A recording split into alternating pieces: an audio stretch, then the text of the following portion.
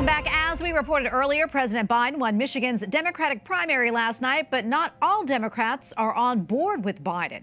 More than 100,000 Democrats, mainly Muslim and Arab Americans, voted uncommitted on the ballot in protest of the Biden administration's handling of the Israel-Hamas war. So what does that mean, and what type of challenge could that present in November in a swing state as important as Michigan?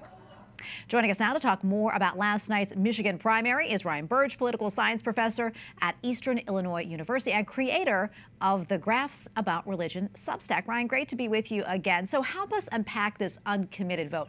What do you think that signals for President Biden, especially among the Muslim American community?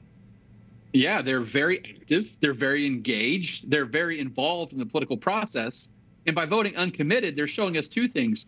One, they care enough to actually show up during a low turnout primary. But two, they wanted to show Joe Biden they don't really approve of his stance in the Middle East right now. So what's got to happen is he's got to find ways to win these 100,000 voters back. Now, I will say, if you're an uncommitted voter in Michigan yesterday, it does not change the outcome of the election at all. Joe Biden's still going to be the nominee. Donald Trump's still going to be the nominee.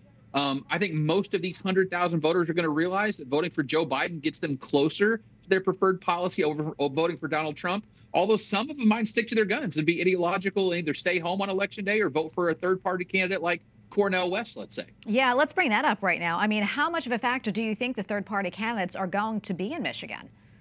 I think in Michigan, it matters more than other states because of this issue of the Muslim population. So Joe Biden won Michigan by about 120,000 votes in 2020, which is a close election, absolutely. The Muslim population in Michigan is about 250,000, 240,000 or so. So you got to think, how many of those votes could he lose and still win the overall popular vote? If Cornel West wins 25, 30,000 of these Muslim votes, that could be enough in a very close election for, Donald Trump to win the state, because all you have to do is win Michigan by one vote and you get all the electors. In a very close election, that might be enough to swing the outcome. Yeah, we're going to be watching that very closely. I want to bring this up. Robert S. McCall, the Government Affairs Director of CARE, that is the Council on American Islamic Relations, put out a statement about the primary saying, quote, based on our exit poll and our interactions with Muslim voters, it appears that President Biden's unconditional support for the Israeli government's genocide in Gaza is likely playing a decisive factor in impacting his support within the Muslim and Arab American communities. Your thoughts on that? And even if Biden loses the Muslim vote there, could he still potentially win the state? Oh, absolutely. I mean, we got to think, like we said, 240,000 Muslims in the state.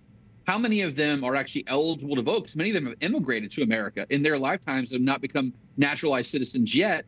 I mean, the actual voting population of Muslims in Michigan might be 100,000, right? So if you peel off 20, 30% of that vote, that might end up yielding 30 or 40,000 votes the other way. But again, Biden won by 120,000 votes. But what's overarching this whole conversation is turnout.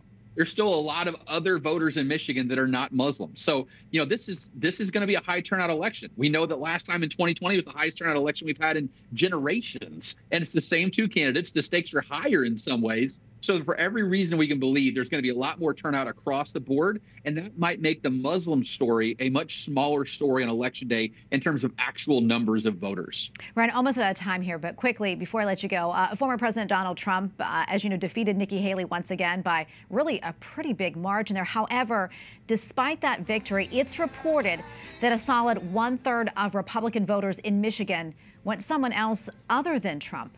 What does that indicate? I think that, there's a solid contingent of never Trumpers inside the Republican Party. And I think there's a lot of moderates who voted in the Republican Party to vote for Haley against Trump, to show Trump that there's some opposition to him. But when it comes right down to it, if you look at what happens in the general election, 95% of Republicans vote for Donald Trump, 95% of Democrats vote for Joe Biden. At the end of the day, the average Republican likes Trump more than they like Biden. So I think a lot of what we're seeing in Michigan yesterday was symbolic actions that won't really yield much difference when it comes to the general election if push comes to shove. All right, Professor Ryan Burge, thank you for unpacking all this for us. We always appreciate it. God bless. Thanks so much.